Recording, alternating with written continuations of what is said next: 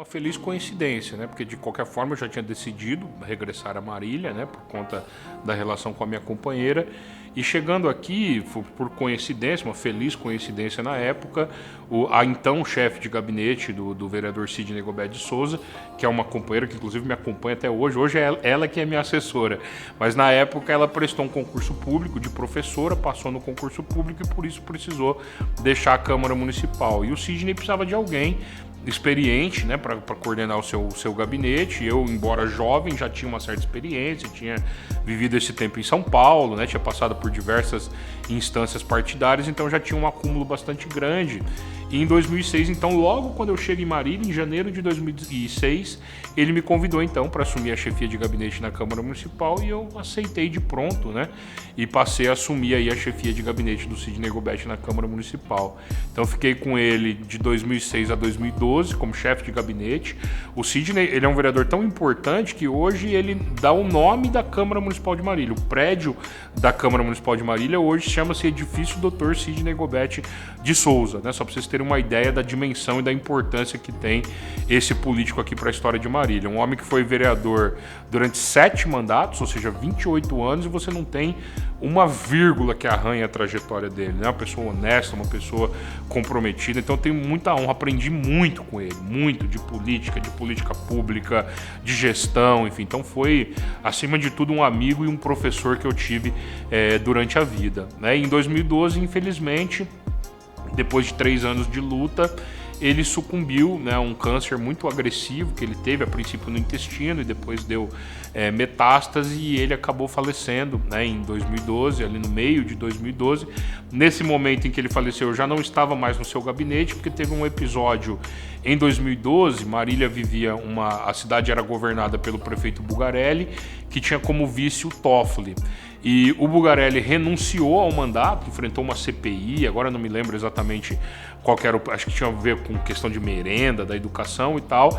Ele enfrentou uma CPI e acabou renunciando ao cargo de prefeito. Nesse momento, o nosso mandato era um mandato de oposição ao governo, mas quem assumiu e era o vice era o Toffoli, né, que era um militante antigo, histórico do Partido dos Trabalhadores, com quem a gente tinha uma relação. Ele se propôs a fazer um governo diferente, a romper com certas práticas que vinham em curso, e dentre o esforço de recompor o secretariado, ele me convidou para assumir a Secretaria da Cultura de Marília. Eu já tinha essa experiência do Ministério, já tinha uma experiência... A cultura, ela perpassa toda a minha vida, né? Claro que eu estou contando aqui de forma resumida, mas nos intervalos dessa grande história que eu estou contando aqui, tem muitos episódios em que eu coordenei eventos culturais, fui coordenador da Bienal de Cultura da Uni, fui fundador da Nação Hip Hop Brasil. Tem uma série de coisas aqui que eu vou, na medida do possível, levantando durante o nosso bate-papo aqui, mas a cultura sempre esteve presente na minha vida, né?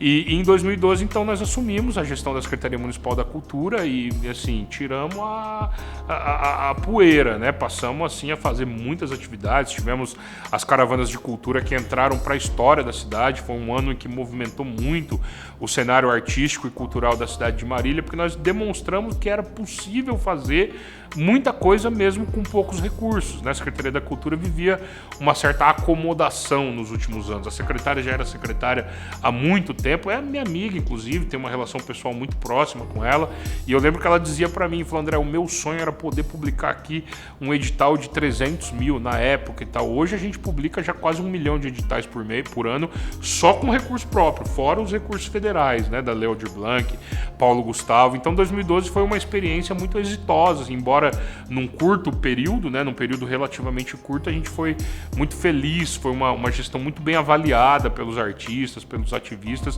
que até hoje tem alguns dos programas da época como referência, né? Nesse período aí, nesses intervalos, eu me formei aqui em Marília. Uma das coisas que eu me ressentia muito de estar em São Paulo é que eu tinha dificuldade de concluir um curso superior. Eu comecei a fazer Ciências Sociais na USP, eu comecei a fazer História na PUC. Antes eu já tinha começado a fazer Psicologia nesse período em Havana e nunca consegui concluir um curso universitário. Então, quando eu voltei para Marília, essa foi uma das minhas prioridades. Então, eu passei no vestibular da Unesp, né, no curso de Ciências Sociais, e nesse período em que estive no gabinete do Sidney, eu estudava à noite, noite na faculdade e me formei, então, em Ciências Sociais, fiz tanto a licenciatura quanto o bacharelado e fiquei, então, formado como sociólogo e como fiz a licenciatura, também como professor com licenciatura plena em Sociologia, né? Mas, de qualquer forma, em 2012, então, nós apoiamos o então candidato a prefeito Toffoli, né, que tinha assumido recentemente, e ele perdeu a eleição, né? Foi eleito, na época, o então deputado Vinícius Camarinha. Nós voltamos para a oposição, eu deixei a secretaria. Antes de ir para a sala de aula diretamente, ainda passei um ano assessorando a deputada estadual Leci Brandão, né, que é uma outra grande amiga, grande referência para mim no mundo da política, porque a Leci presidia a Comissão de Educação e Cultura da Assembleia Legislativa e precisava de alguém que tivesse experiência nessa área para ajudá-la, né? Então, nesse sentido, fiquei ainda o ano de 2013 todo com a Leci na Assembleia Legislativa. No fim do ano eu decidi que eu precisava muito ir em definitivo para a sala de aula, embora mesmo antes de ser formado professor, eu já dava aula de voluntário em muitos projetos, eu sempre fui muito estudioso, sempre fiz parte das comissões de formação do PCdoB, então sempre fui muito estudioso, então já era mais ou menos um professor, mas em 2014 eu passo a ter a profissão de professor como a minha profissão principal, né? E desde então eu dei aula em várias escolas públicas, várias escolas particulares também. Hoje, por força das circunstâncias, eu estou só no Colégio Objetivo, mas dei aula já em muitas escolas públicas, Benito Martinelli, Maria Isabel, em Padre Nóbrega, entre várias outras escolas. Sempre tive uma experiência muito exitosa, muito feliz, né? Já falando um pouco aqui da trajetória de professor também, mas antes deixa eu só concluir essa trajetória política, que a princípio, então, eu passei só a dar aula, mantive uma militância partidária.